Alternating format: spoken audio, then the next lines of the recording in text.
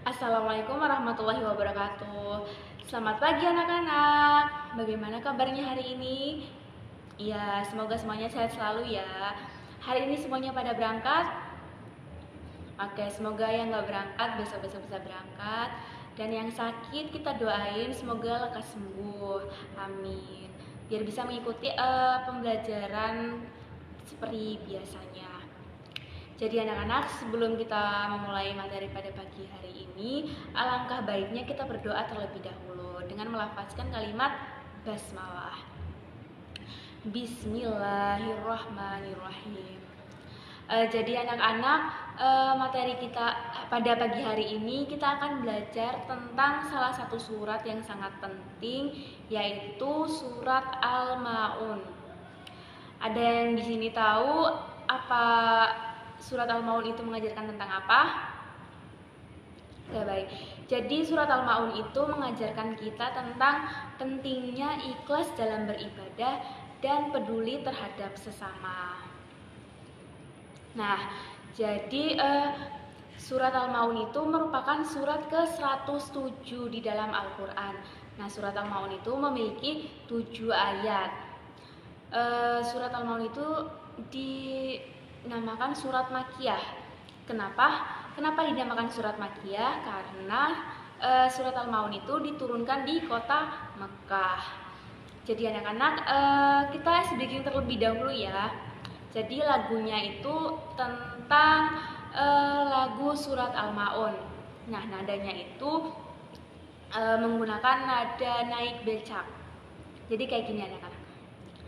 Surah Al-Maun itu menceritakan tentang ciri-cirinya orang mendustakan agama, menghardik anak yatim, tidak suka beri makan orang-orang yang miskin, orang yang lalai sholat, orang yang sukaria, tidak mau menolong dengan barang yang bagus. Itulah ciri-ciri yang dustakan agama. Ada 5 yang dijelaskan Allah. Oke, seperti itu ya anak-anak. Jadi anak-anak udah pada hafal belum surat Al-Maun? Harusnya udah ya, kan udah kelas 6 nih. Udah, kita baca bareng-bareng ya. Bismillahirrahmanirrahim. Ara'aital ladzi yukadzibu biddin, fadzalikal ladzi yad'ul yatim wa la yahuddu 'ala ta'amil miskin, fawailul lil musallin alladzina hum an shalatihim sahun alladzina hum yura'un wa yamna'unal ma'un. Nah, artinya udah pada hafal? Ya, jadi artinya yang pertama itu, tahukah kamu orang yang mendustakan agama? Yang kedua, itulah orang yang menghardik anak yatim. Yang ketiga, dan tidak mendorong memberi makan orang miskin. Yang keempat, maka celakalah orang yang sholat. Yang kelima, yaitu orang-orang yang lalai dari sholatnya. Yang keenam, yang suka berbuat ria atau pamer. Dan yang terakhir, yang ketujuh, dan enggan menolong dengan barang yang berguna. Jadi anak-anak, maksud dari arti surat Al-Maun tersebut, yang pertama, orang yang mendustakan agama. Berarti orang itu tidak percaya akan adanya balasan bagi orang yang melakukan amal baik dan amal buruk di akhirat nanti. Jadi anak-anak, kalian itu harus percaya bahwasannya kelak di akhirat nanti itu akan ada balasan bagi orang-orang yang melaksanakan amal baik dan amal buruk di akhirat nanti. Nah, untuk ayat yang kedua dan ketiga itu menjelaskan tentang ciri-ciri orang yang tidak beriman. Jadi ciri-ciri orang yang tidak beriman itu salah satunya yaitu orang-orang yang menghardik anak yatim dan tidak peduli terhadap orang-orang miskin. Jadi anak-anak kita tuh harus saling menyayangi, harus peduli terhadap sesama orang miskin atau sesama anak yatim. Kita tidak boleh ini jahat, tidak boleh ngejek teman-teman kita kayak gitu. Karena apa? Allah itu mengajarkan kita agar kita itu saling menyayangi terhadap anak yatim dan orang-orang miskin. Nah, untuk ayat yang keempat dan kelima itu Allah itu memberi peringatan kepada orang yang lalai dalam sholat, kepada orang yang lalai terhadap sholatnya. Nah, bukan berarti tidak sholat, akan tetapi dia itu tidak sungguh-sungguh dan tidak tepat waktu. Jadi anak-anak, kalau kita sholat itu sebaiknya itu harus dilakukan dengan ikhlas dan khusyuk. Jadi semisal nih teman-teman, anak-anak tuh lagi pada main game, terus kayak main FF, Mobile Legends, Roblox. Nah, tiba-tiba nih dengar suara azan berkumandang. Nah, kalau nggak penting-penting amat, sebaiknya tinggalkan dulu. Terus kita melaksanakan sholat. Biar apa? Biar kita sholatnya itu tepat waktu. Nah, jadi kayak gitu. Biar kita usahakan jangan menunda-nundakan sholat. Jadi kalau untuk ayat yang ke-6 itu menjelaskan tentang orang yang berbuat riya.